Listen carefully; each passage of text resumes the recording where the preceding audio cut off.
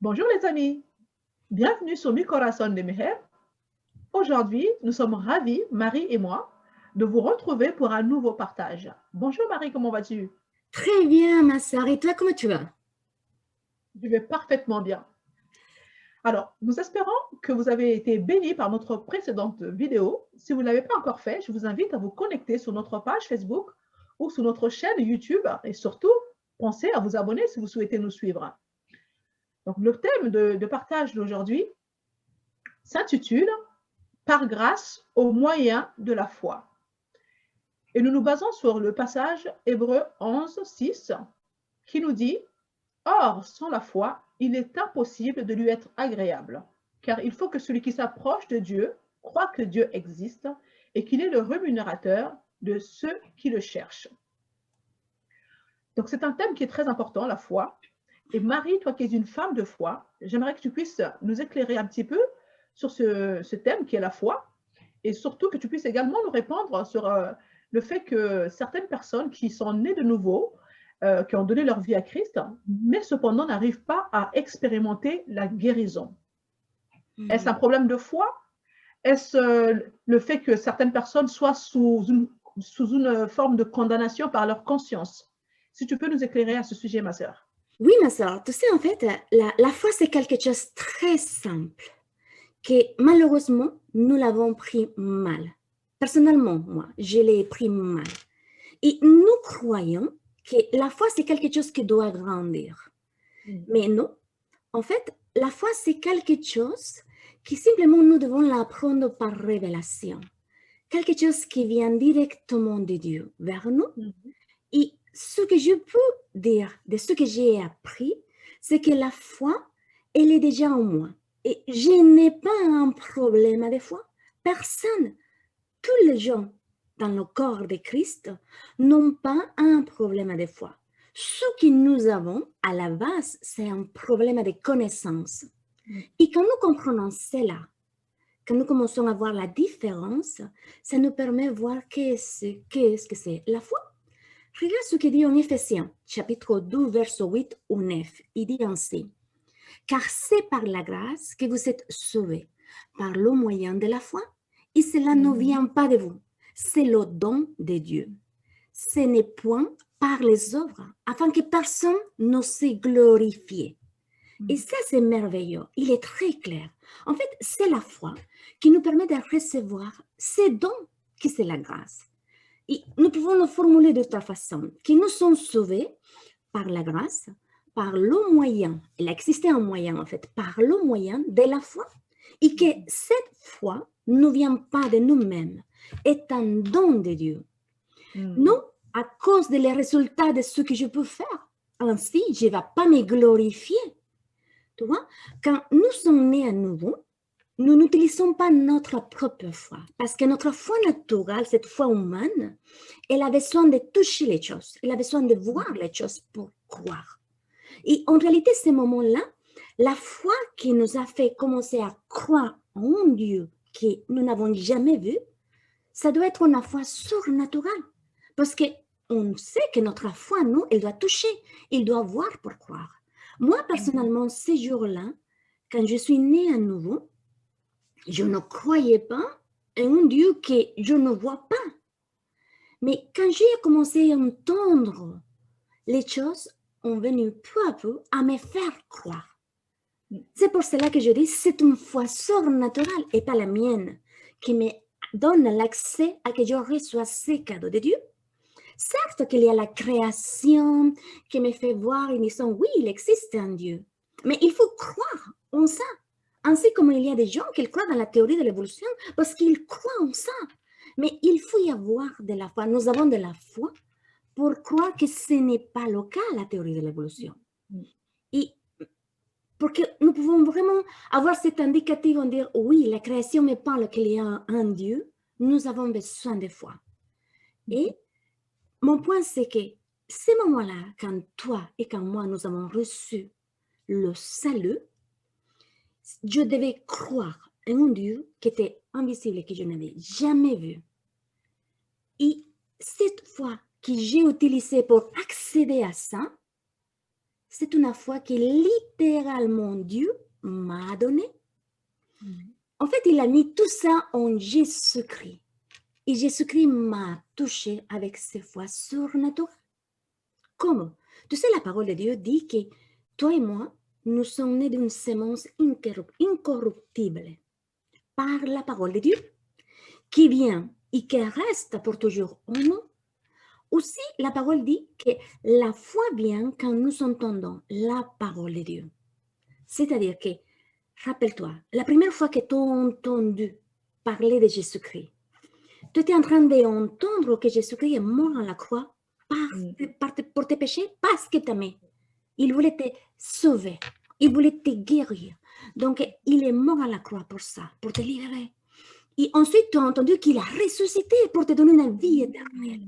Et chacune de ces paroles, elle portait la vie de Jésus. Et quand ce pasteur, cet évangéliste était en train de parler, les paroles que tu ne vois pas parce qu'elles sont invisibles, ces paroles s'étaient remplies de vie, mais elles portaient vers toi l'amour de Dieu. Donc, l'amour de Dieu t'a abordé. Et quand l'amour, il t'a abordé, la foi de Dieu était aussi, parce que ça vient de Jésus-Christ. Jésus-Christ, c'était le seul et unique qui avait foi dans le plan parfait de son Père. Et sur la croix, quand il est mort, tout ça a sorti vers nous. Il vient être parlé dans ces paroles qui sont vie, qui sont esprit. Donc, l'amour de Dieu nous a abordés avec la foi. Et le Saint-Esprit entre en action. Il nous fait convaincre de tout péché, de toute justice et jugement. Donc, c'est cet amour qui s'imprègne en nous. L'amour de Dieu avec la foi, ça reste à jamais en toi et en moi et en tous ceux qui croient en Jésus-Christ. Ça ne part pas, ça reste pour toujours. Ça vient être partie de ce que nous sommes maintenant nés à nouveau. Et tout ça, en Jean 6, 44, dit que Dieu fait que les gens viennent. C'est Dieu qui attire vers Jésus-Christ. C'est lui qui nous approche. Ce n'est pas par hasard que tu viens et que tu entends pour la première fois la parole de Dieu. C'est Dieu en train de t'attirer vers Jésus-Christ parce que c'est ça son amour. Son amour est tellement merveilleux. Donc pour moi, en résumé, la foi est la réponse positive de ce que Jésus a déjà fait pour moi. Et quand nous commençons à marcher avec la foi, quand nous commençons à nous conscientiser en disant, wow, je suis déjà positionnée en ça. En fait, je n'ai plus besoin de demander à Dieu, Dieu, donne-moi de ton amour ou fais grandir ma foi. Parce que ça, ce n'est pas biblique. Je commence à aligner ma parole avec ce que c'est biblique. Je lis ta parole et de ta parole vient ta foi. Seigneur, j'ai reçu tout ça par le moyen de la foi. Et je commence à accepter ce qui est écrit dans la parole de Dieu. Et je commence à marcher avec cette foi déjà créative que Dieu a placée en moi.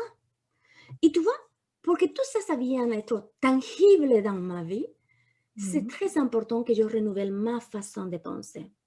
Très important. Parce que dans ma pensée, que c'est partie qui se trouve dans mon âme, c'est comme une clé d'un robinet, comme une clé de ta douche, si tu veux. C'est comme une clé. Qu'elle est très fermée parce qu'elle était adaptée à toutes ces choses-là qui sont dans le monde.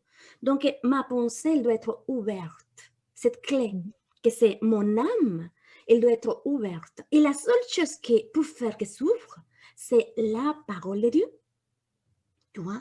Donc, c'est quelque chose de merveilleux quand nous commençons à comprendre ce que Jésus-Christ a fait. En Jean 3, 17, dit que Dieu a envoyé son Fils, pas pour condamner le monde, mais pour le sauver. Et ce mot sauver, en grec, c'est très puissant. C'est so-so, mais sa signification est merveilleuse. C'est-à-dire, c'est salut, libération, guérison, protection, prospérité. Et tout ça a venu quand j'ai reçu Christ dans ma vie.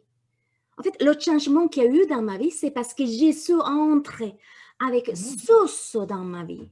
Il a entré dans ta vie avec Soso. C'est le salut complet parce que Jésus-Christ, c'est le Dieu tout inclus. Il vient, il entre, englobant tout. Donc, Dieu ne fait pas les choses à moitié.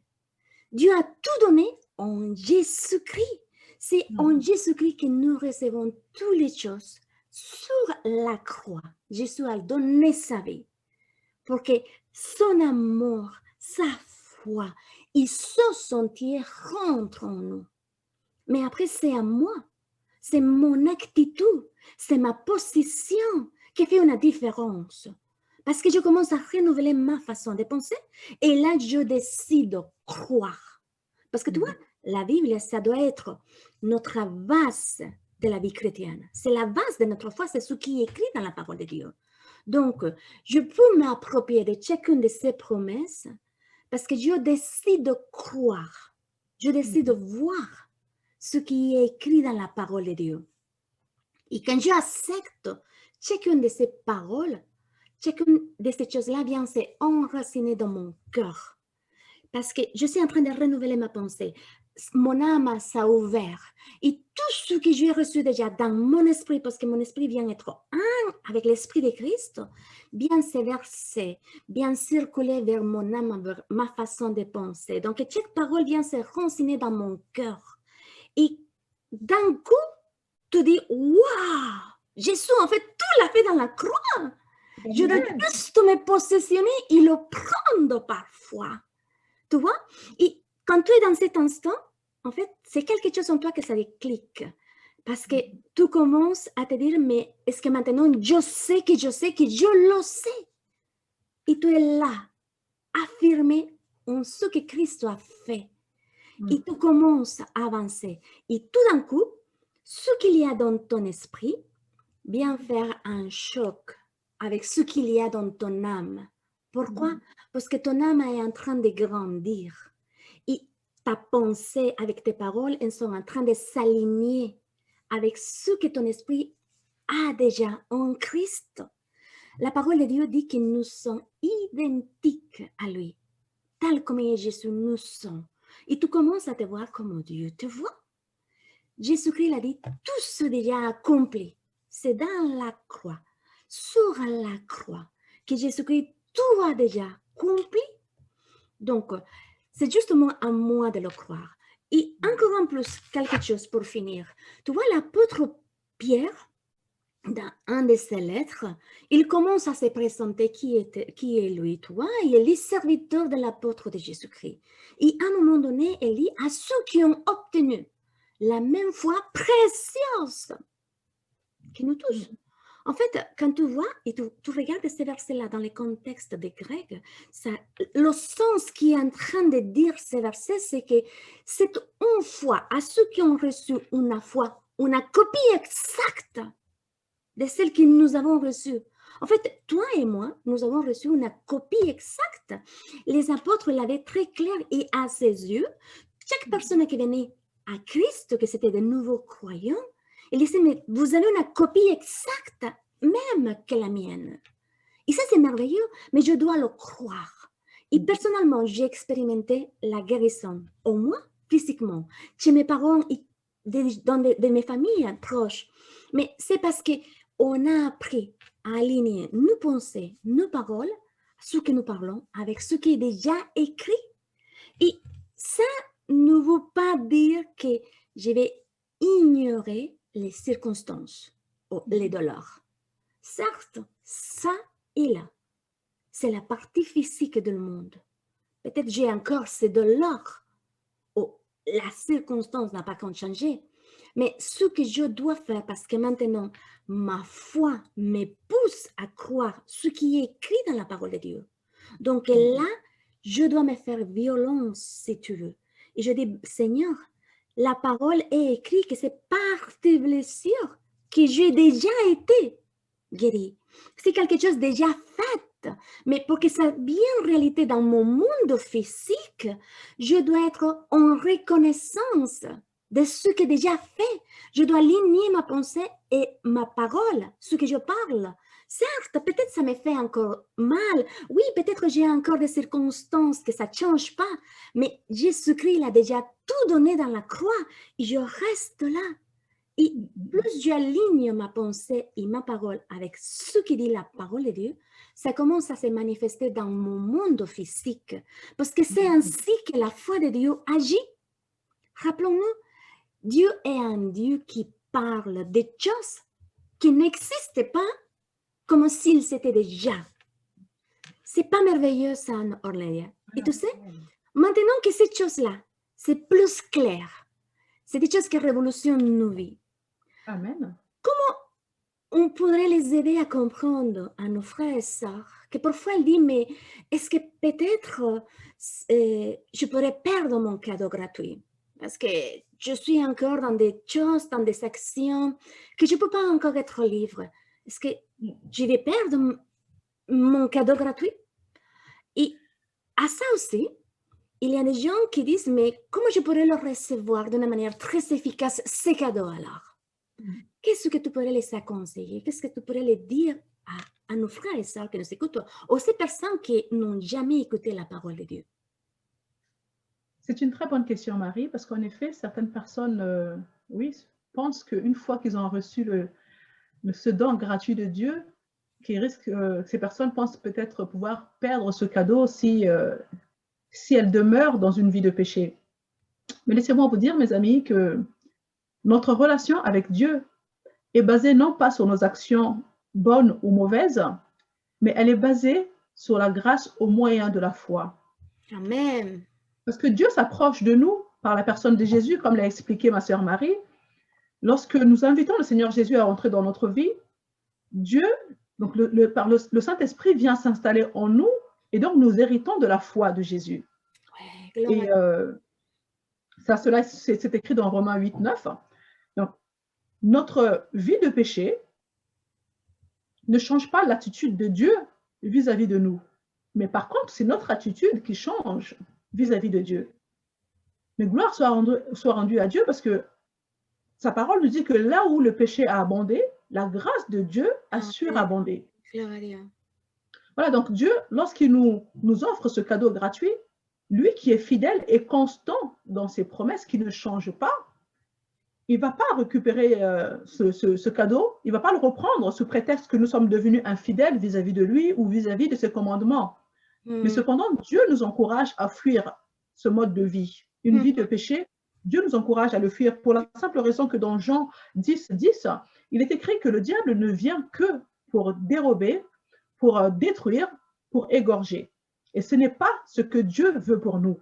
Nous lisons dans Romains 6, 16, « Ne savez-vous pas que si vous vous mettez à la disposition de quelqu'un comme des esclaves pour lui obéir, vous êtes esclaves de celui à qui vous obéissez, soit du péché qui conduit à la mort, soit de l'obéissance qui conduit à la justice. » Donc, il va de soi qu'en nous soumettons à quelqu'un comme maître, nous devenons son esclave. De la même façon, si nous nous vendons au péché, nous devenons esclaves du péché. Et la mort éternelle en sera la conséquence. Mais si nous choisissons d'obéir à Dieu, nous mènerons une vie sainte. Les esclaves du péché sont liés à la culpabilité, à la crainte et à la tristesse. Tandis que les serviteurs de Dieu ont cette liberté d'accomplir les désirs de leur nouvelle nature. Ainsi, pourquoi être esclave quand on peut être libre grâce aux dons gratuits que Dieu nous offre?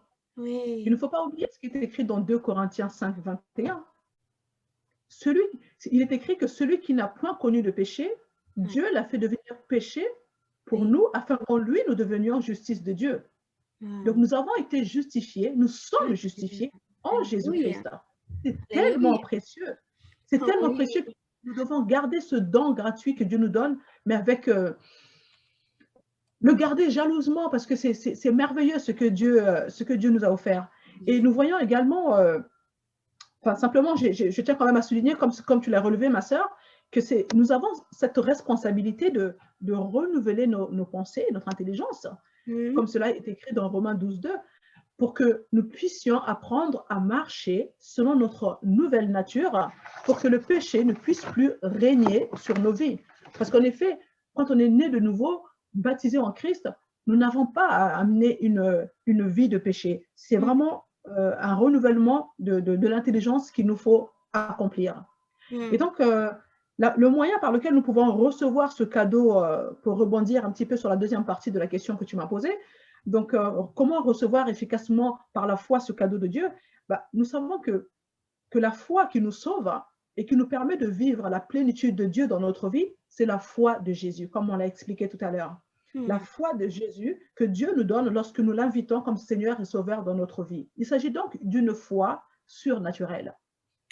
Il ne s'agit pas de cette foi naturelle que nous manifestons, par exemple, lorsque nous prenons un avion. Nous ne connaissons pas l'expérience du pilote, mais cependant, nous avons cette certitude que nous arriverons à bon port.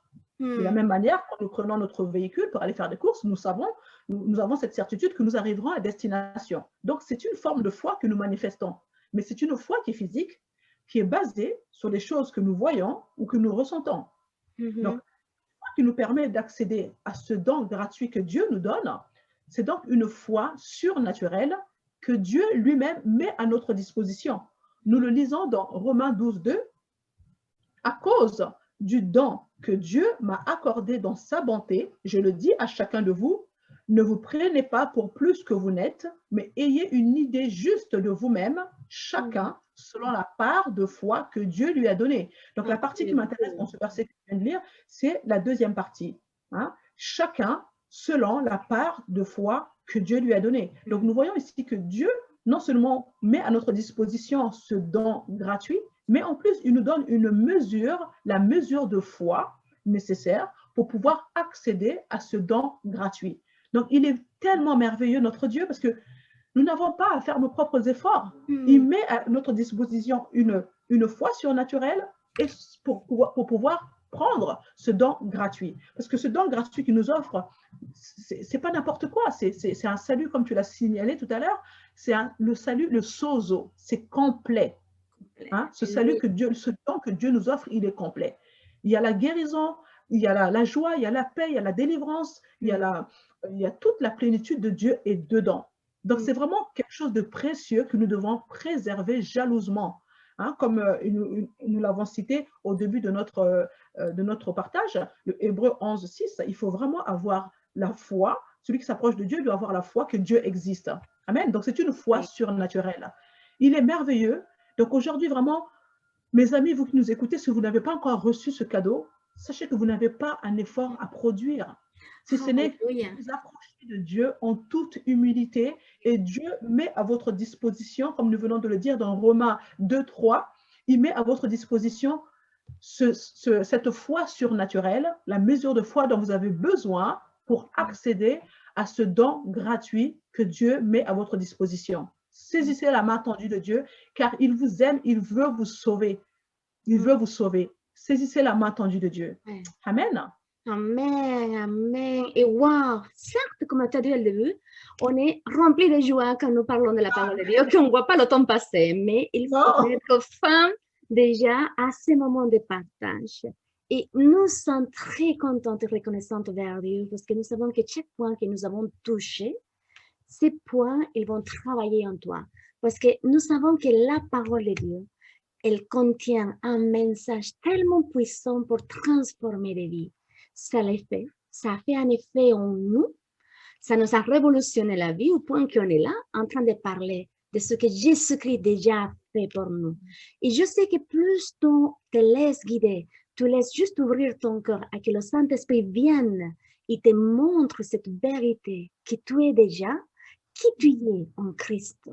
Tu commences à te voir comme Dieu te voit, en étant la justice de Dieu. Et ça, c'est merveilleux. Oh, c'est merveilleux. Moi, ça me rend tellement de joie en savoir. Donc, si tu ne connais pas peut-être un cœur de Jésus-Christ, je t'invite à prendre connaissance de la prière qui va sortir à la fin de la vidéo.